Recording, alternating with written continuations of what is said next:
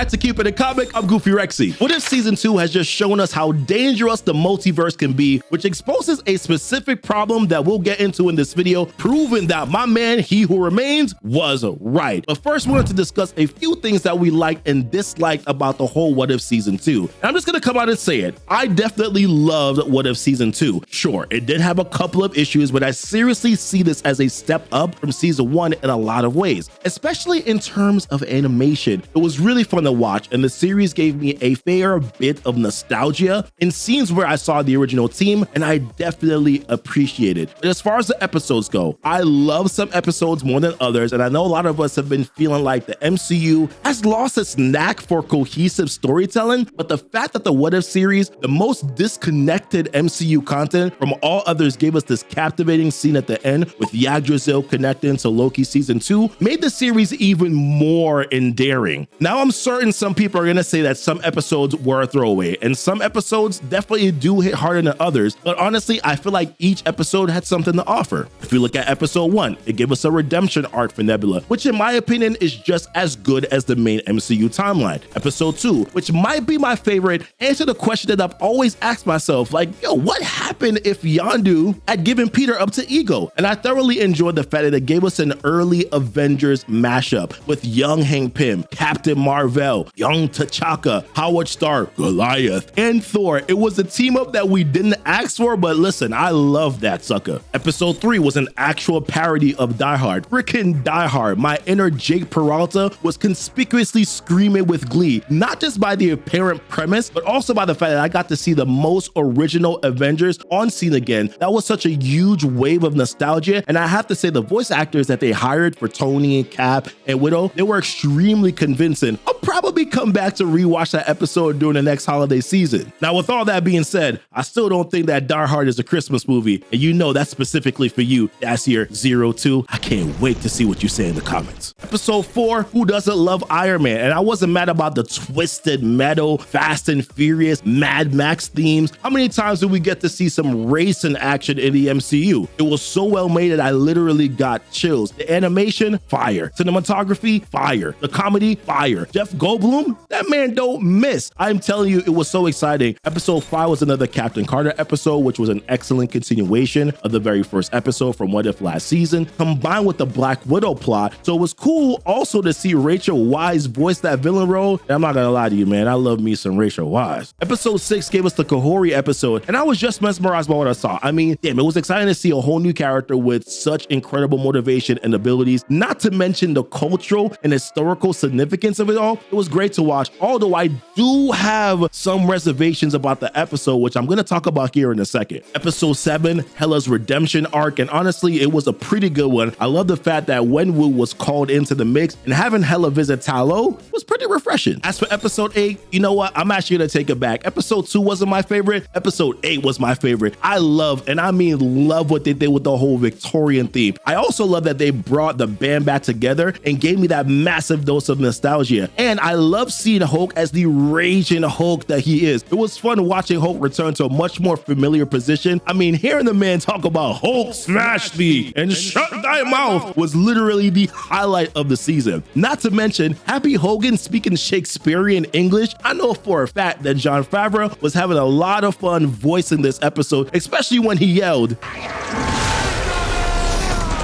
And it all culminates in episode 9 when we find out what Strange has been up to since season 1, which I think was a fitting continuation because I found it hard to believe that Strange was just gonna sit and watch the globe of Killmonger and Ultron for all eternity and did nothing else. It seemed counterintuitive and very unlike his character. Now, I know there was a lot of questions coming out of episode 9. For example, how is Carter able to use all 6 Infinity Stones without any consequences? I mean, we legit saw what happened to Tony in Endgame, yet Carter used all 6 Infinity Stones without any kind of training, and she was completely fine. How is that possible? My guess is that it all ties down to what Ultron said about the Infinity Stones in season 1. When Gamora tried to destroy his stones but couldn't, Ultron said that the Infinity Stones of one universe are different from the Infinity Stones of another, and they don't always follow the same set of rules. Hence why these stones did not destroy Carter like it destroyed Iron Man, even though she grabbed all the stones in her bare hands to punch Strange. Now, there's another issue. Now, for me personally, I'm not one for the MCU MCU hate, but I mean, if you're one of those people who think the MCU has turned into the MCU, then this series is definitely not gonna help the cause, because the amount of girl power in this series was a little bit over the top. And I'm usually not one to complain, but even I think that they lean a little bit too much on it. I mean, most of the story arcs were focused on female characters, from Nebula to Captain Carter, Kahori, Gamora, Hela. Everything seemed to focus on highlighting femininity. I mean, even in episode 4, one of my favorite episodes, Iron Man literally did all of the work and challenged the Grandmaster, and yet Valkyrie was made the king of Sakaar. That just felt a little off, considering that she was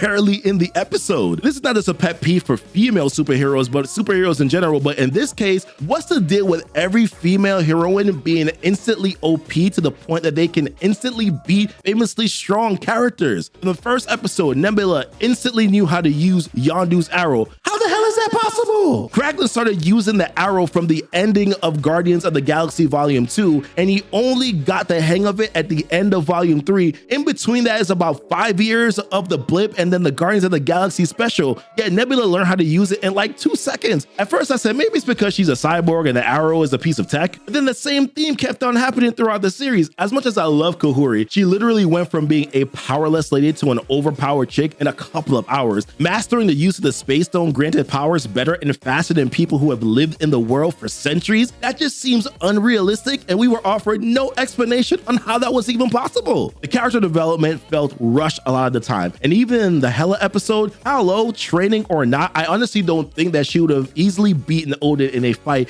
especially when she didn't have her godly powers. Also, what is the deal with Captain Carter? I honestly feel like we got way too much of her in this season, and I love her, but it was slightly annoying. Someone needs to tell me if the MCU has run out of other characters that it had to be Captain Carter doing everything. Where were all the X-Men? Where's Spider-Man? Where are the dudes like Daredevil, or dare I say even She-Hulk? We have to see so much Captain Carter. And don't get me wrong, she's great, but she's not exactly the hero or heroine we were all dying to see. But overall, What If was fun to watch, and I watched the final scenes of the series where the Watcher took Carter to the site of the World Tree from Loki, and then I had this sudden realization. Before we get into it, guys, if you don't mind hitting that subscribe button, some of you may already know that this is a channel relaunch, and we're definitely here on the march to 1,000 subscribers, and we cannot get there without your help. If you don't mind showing us some support here by hitting that subscribe button, also the like button as well, because it does help out the algorithm, it would be greatly appreciated. So back to the big problem that What If showed me. After I watched the series, I realized that the multiverse really is a dangerous place, and honestly, there's too many threats in the Marvel multiverse right now. And I'm not even talking about Kang this time, because Majors is out, so Kang has been put in the backseat, and you can listen to our thoughts on that video that we made a few weeks ago. What If has shown us the dangers of the multiverse and how certain persons pose a serious threat to it. Just off the back of my head, we have Wanda. Even if she's not in the 616 timeline, Wanda from across the multiverses are pretty powerful. Even this Wanda from episode 8 was able to summon Captain Carter from another universe, and don't get me started on zombie Wanda. She a problem. Imagine what another sinister Wanda could do if she puts her back into it. We also saw different universe enders, that strange captor from Infinity Ultron to Hela's and Freaks to even Thulk. Now, fun fact, Thulk is a fun mashup between Hulk and Thor from the comics when Thor got the powers of Hulk. There's just a large amount of threats to the multiverse, and by far the biggest of them is Doctor Strange. I finally understand why Reed Richards from Multiverse of Madness said that the greatest threat to the multiverse is Doctor Strange, because oh my god, Strange is capable of reality destroying feats when he is serious. I mean, we already saw how crazy he could be in season 1, but in season 2 he dialed it up to an 11. He created the Sanctum Infinitum, boy that was a tongue twister, a rotunda of gateways that travels the multiverse, and a forge capable of creating a universe with a technology that bears a striking resemblance to the kind of technology that Kang uses. Supreme Strange was a god in a lot of ways, and he posed a serious problem, which means He Who Remains was right, and our main MCU timeline has never been in more danger. What If proves that the multiverse needs oversight. It needs protection from threats that exist within. And that's why I think by the time What If season 3 comes around, the MCU multiverse is going to get an active group of heroes to protect the multiverse. Heroes who are dedicated to making sure the threats from different universes don't wreak havoc across the multiverse. For that, we will need a team